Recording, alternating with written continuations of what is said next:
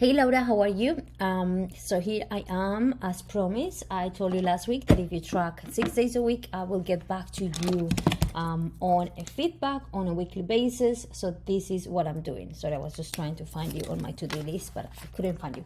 Also, I wanted to let you know, remember that you will keep me posted as soon as you can as to what your plan is going to be for this time in Barcelona. Please keep me posted, ideally tomorrow. Don't wait until Friday noon to let me know, because with everything that I have coming up, my weekends are truly packed with social events. My mom is getting here to Canada on Thursday, so the weekend is going to be busy with family and taking my mama around. So as much as I wanted to give you a hand to adaptate the training, I wouldn't be able to do it over the weekend because I generally don't have the time. So if you want my help, keep me posted, ideally tomorrow. Otherwise, you will have to wait until I start Monday, but then Mondays next week is check-ins, and check-ins are mad. So that's why I have these weeks to work on programming and adapting. In fact, this week I already adapted sessions for ladies that are going on holidays next week and the week after. All right, so that is the pace at which I have to manage the flow in order to have 35 people on my coaching and not losing my mind.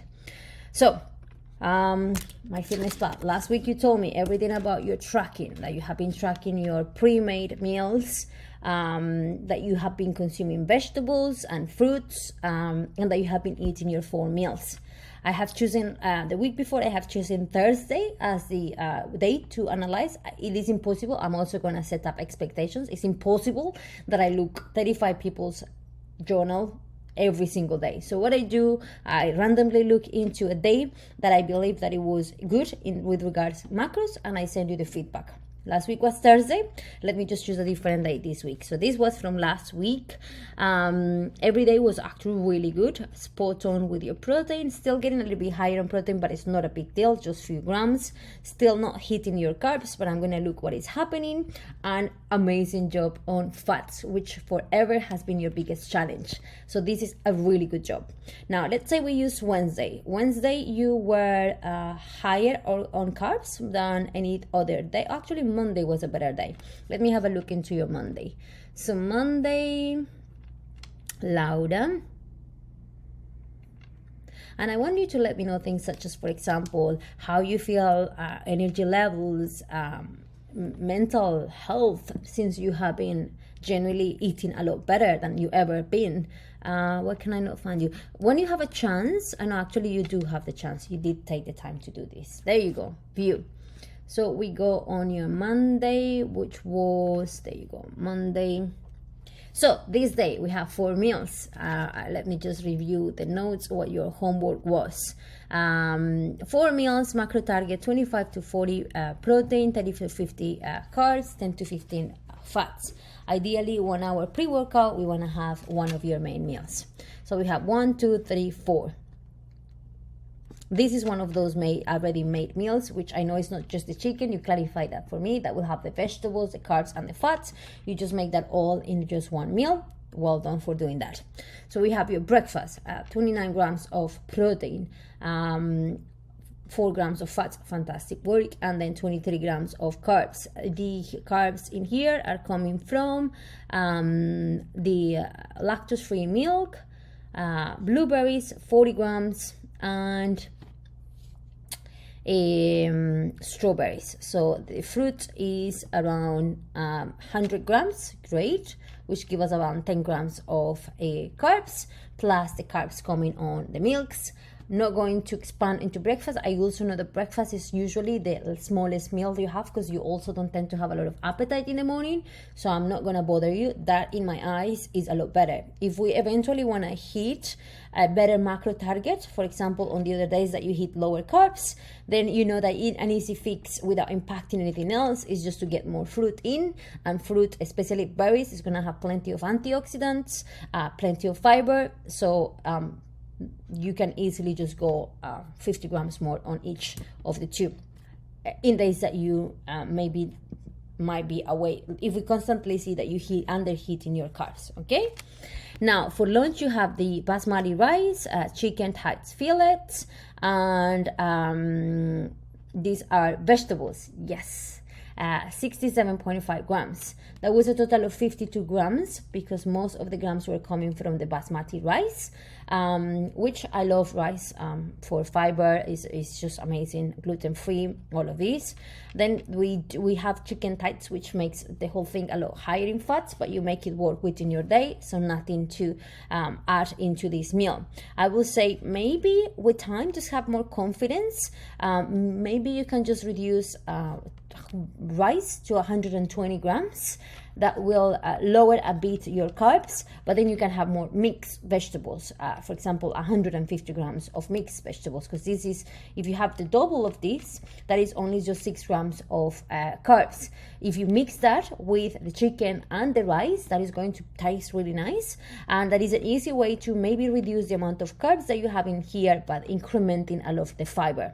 However, the rice still have some fiber, so it's not a big deal, but I do want us to just get in the habit to maybe continually eat more vegetables for digestion and everything else.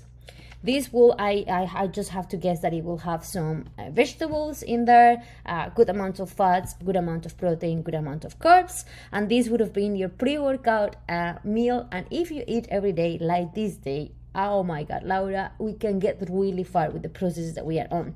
So you have your protein powder, you have mango, passion fruit green tea. What is this?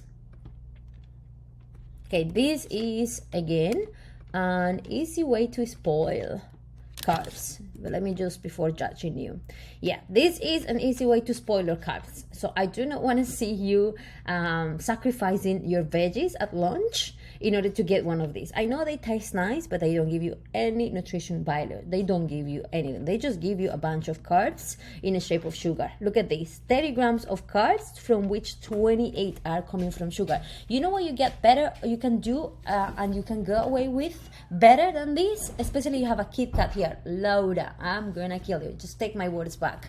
Up to here, we were going all well. Yeah. Now, if you're gonna have one of these, definitely do not have a Kit Kat. But if you're gonna have a Kit Kat, I will much prefer for you to have the Kit Kat than having these. Look at this. This is just a drink, a sugary drink. 30 grams of carbs, 28 grams of sugar. Now, I'm not telling you off. I'm just telling you how I look at things, when I look at things, and how I do my own digestion for you to learn. That is the whole thing. 28 grams of sugar. We should be expecting to have 45 grams of sugar a day, and you had 64. If there is something that you want to control, is your sugar, not the carbs, but the carbs that have some sugar, and especially the ones that are not giving you any satiety, the ones that are not giving you any nutrition values, but they just are empty calories. Literally, this is the same as having 2 glasses of wine. Totally the same. Yeah, so we don't want to have the glasses of wine, we don't want to have this drink. And if you already did have that drink and you track it and you knew that this was the macros and this was the sugar, then definitely don't have the Kit Kat. But if you have to choose between the Kit Kat and the drink, I will much prefer for you to have the Kit Kat, which is going to have a lot less sugar and is going to give you more satisfaction. So I'm not telling you not to have any of that.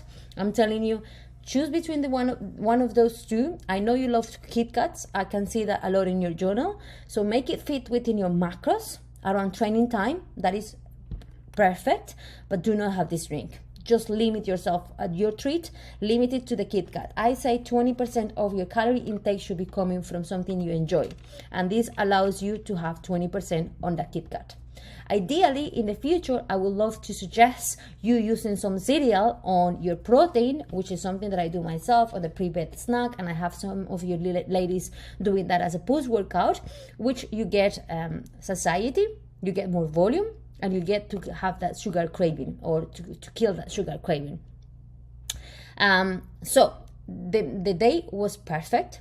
Any changes that I would do, definitely look, from the 182 grams of carbs, you have 53 of those coming from empty foods, from which I will say, okay, let's accept the Kit Kat. Fine, we have the Kit Kat. Definitely not the juice, or definitely not the 2 of those into one day. I would much prefer for you to have more fruits earlier, or we can negotiate you having a portion of cereals, 30 grams of any cereal that you enjoy, that is going to give you carbs, but are also going to give you maybe not so many. The thing with the Kit Kat is that it has a lot of fats, but are not going to just be empty calories. They will give you fiber, they will give you vitamin B, vitamin B12, all the fortified vitamins that they put on those cereals nowadays. So this is the feedback from your journal this week. Please keep me posted as to what you decide to do the remaining of this week or the week coming up.